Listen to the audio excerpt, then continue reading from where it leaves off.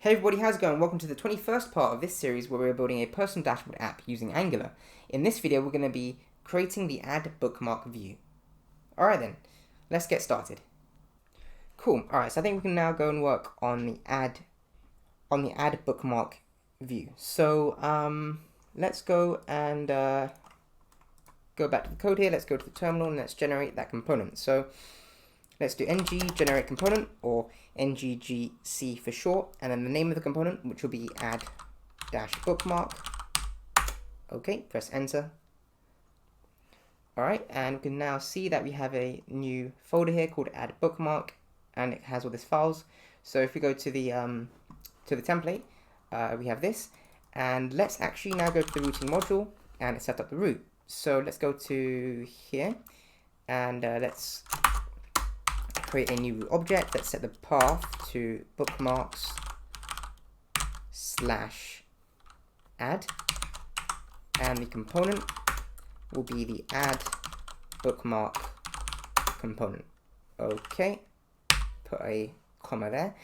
Alright, so let's save that now, and let's close this, and let's now actually go to the application, and let's go to the URL, to the address bar, and let's type in /bookmarks / add. Okay, press enter, and now we are taken to the add bookmark component. Alright, so that's looking pretty good. Let's now go back to the bookmarks view, and let's actually go and create an add button. So kind of like this, right? So let's go and create that add button. So let's go back to the code here, and let's close the bookmark tile files here, because we won't be needing that anymore for now. So let's close the bookmark service as well. Let's just clean up the workspace.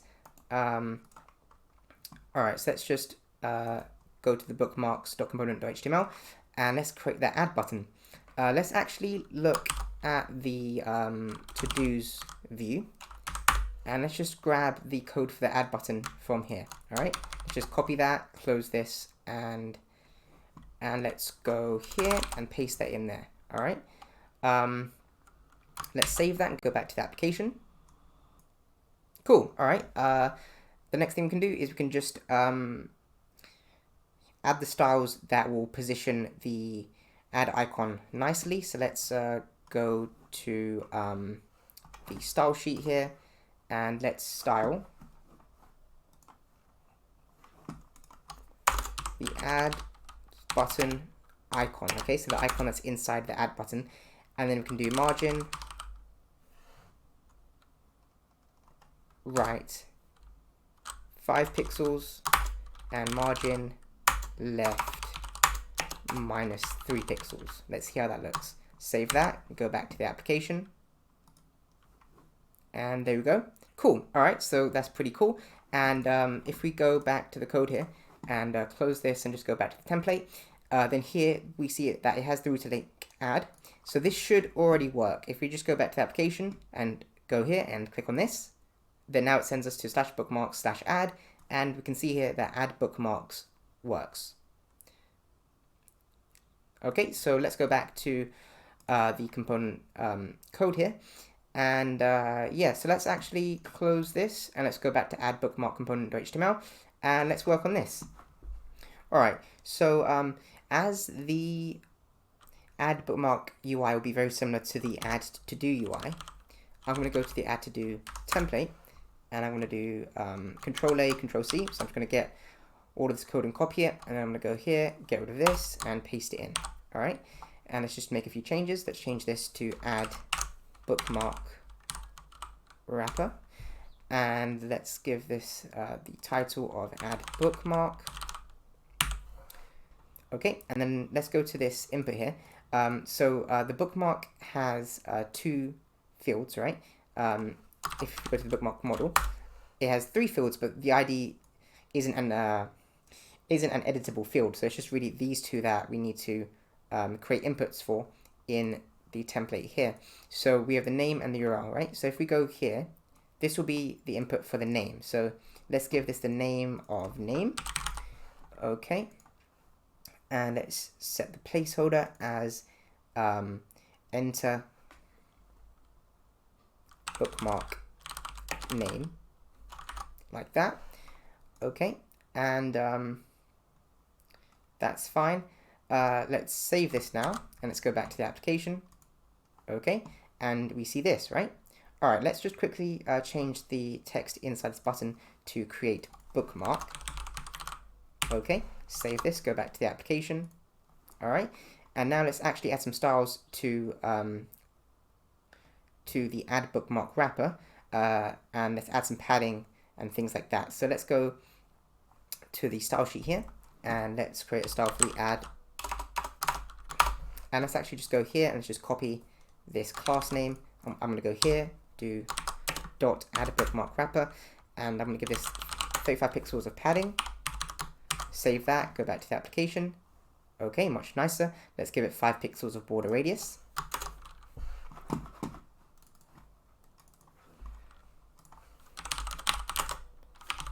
Save that, go back to the application. Cool. And then the next thing we can do is just make sure that we have a scroll bar. So we don't right now, so let's just go here and let's do max height 100%, and let's do overflow auto. Okay, save that, go back to the application, and now we have the scroll bar. Cool. All right, so that's looking pretty good. The next thing I want to do is create the second field here, right? So if we go here, go back to the template, I'm going to copy this form field, and I'm going to create another one here, and this one will be for the URL. So I'm going to give it the name of URL, and I'm actually going to change the type here to URL. Okay, cool. And let's change the placeholder here, and what we could actually do is instead of saying enter bookmark URL here or enter bookmark name, we could actually maybe do something a little bit different. Maybe do like e.g. https wikipedia.com, right? So like provide an example, and then here we could do e.g. wikipedia. Okay, so let's save that and go back to the application. Cool. All right, so here we have these two form fields, and what would be cool is if we could have a label, right? So like a form label. So let's go here and let's go to this first form field, and let's create a label, and let's give it the class of form-label, and this is a class that we can then style later on. So if we go here and let's just type in name, okay, and let's just copy this and paste it here so we can create one for the URL. So URL, save this and go back to the application, and now we have these two here. Cool. Let's now go and just give these some styles. So if we go to styles.css, and if we go and find the form field styles, here we can actually maybe nest some styles here for the form label. So we could do .form label, and we could even be more specific and do label.form label. So it will look for a label element, and that's what I'm using here. I'm using a label element. So we could do that. And then here what we could do is we could do margin bottom 5 pixels, just to add some spacing in between there, right? So if I go back here and save this and then go back to the application, then here we don't actually see any difference, right? And if we inspect this and look at this name here, we do see is that it is being applied. However, if we go to computed and we search for display, then here we see that this is an inline element. So let's actually go back to the code here, and we can make this a display block, and then the margin will work. So if we do display block there, save that, go back to the application, then now we do actually see some spacing. Okay, let's close that. Cool. All right, let's now go and style this a little bit more. So let's just give this a heavier font weight. Let's change this to 600. Save that, go back to the application, and that looks pretty good. However, it's a bit dark, so maybe we can make the color a little bit different. Maybe if we do RGBA black with a 0.8 alpha value. Save that and go back to the application. Cool. All right, so it's a bit more subtle. All right then, so that's pretty good. Let's now go and implement this form, right? So let's go and make sure that we have the functionality. So let's close this styles.css, and let's now go and implement this functionality. So one quick thing I want to mention though is for this, we won't actually need much validation. In fact, the name isn't even really required if we have a default value for the name. So for example, if the user enters in wikipedia.com, and if the user hasn't specified a name, then we could just infer the name. So we could actually just use wikipedia.com as the name. So yes, so we don't actually need any validation on the name field. However, we do need validation on this field here, as it has to be a valid URL. Unfortunately, browsers that support the type URL automatically provide validation for URL inputs. So they will ensure that the user types in a valid URL. Okay, for this form, we don't actually need to use Angular Forms validation. In fact, we can just use the browser's native validation for this form. So the reason I'm saying that is because what we can do is we can get rid of all of the error messages that we have here. Okay, and we can get rid of the error messages down here. And what we can do is we can now go up here to the form tag, and we can use a directive provided by Angular Forms called ng-native-validate. So now this form will be using the browser's native validation. Alright, so let's save this now, and let's actually go back to the application, and let's try this. Let's try and click Create Bookmark. Okay, and here this is saying please fill out this field, right? Cool. Alright, so now the browser is actually informing the user that this field is required, right? However, we don't actually want any validation rules on this input, so let's actually go and remove those. Let's get rid of these two. We don't need them. Okay, let's save that, and let's go back to the application, and let's try and click on the submit button. And now it's saying please fill out this field here. Okay, cool. So let's actually go back here, and we can actually remove the min length. There's no need for that. And if we save this, go back to the application. Okay, cool. So let's try and enter in some text. Let's click the submit button, and now it's saying please enter a URL. Cool. All right, so that's pretty good. All right, and let's try and enter in a URL here, wikipedia.com or .org, and let's click create bookmark. All right, and now we don't see any errors. Okay, that's good. Let's now go here, and let's work on the component class. So if we go here, and let's now implement the onFormSubmit method, and it will take in the form object, ngForm, like that. And here we can then do console.log form.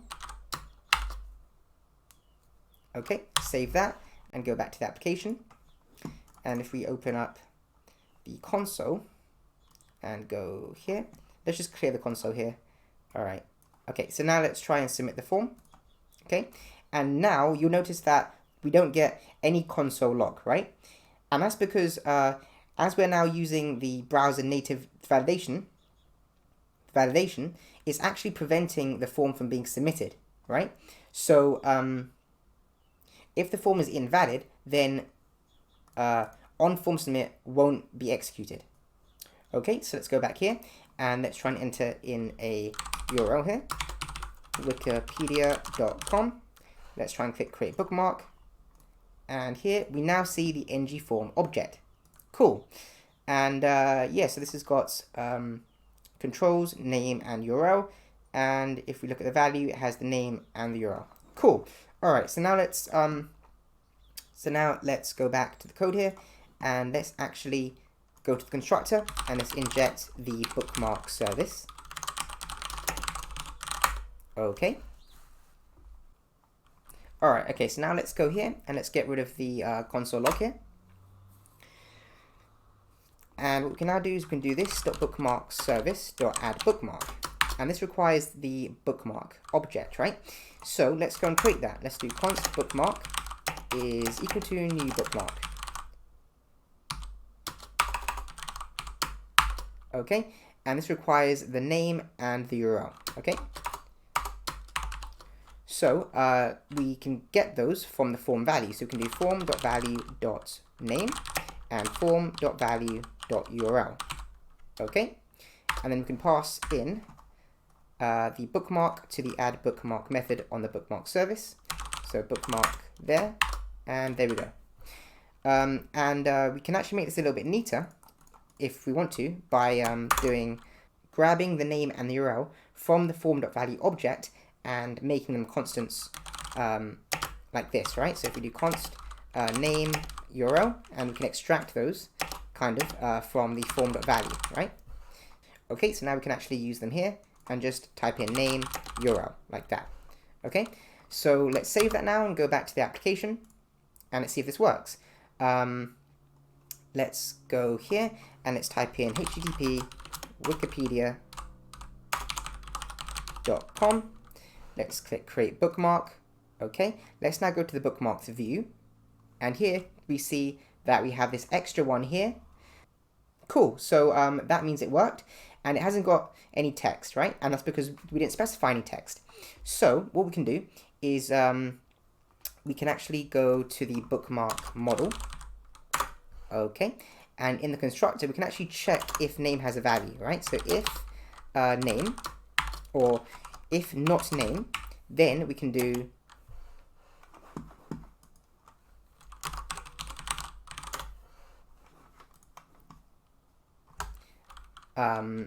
name is equal to this.url.hostname. Okay, let's save that now and let's go back to the application and let's try this. Okay, so let's try this now. So let's click add and let's go here and let's try and enter a URL here. So wikipedia.org, let's click create bookmark. Okay, and let's go to the bookmarks view, and here we see that it's been added here and the name of the bookmark is now wikipedia.org. Cool, alright, so that's pretty nice.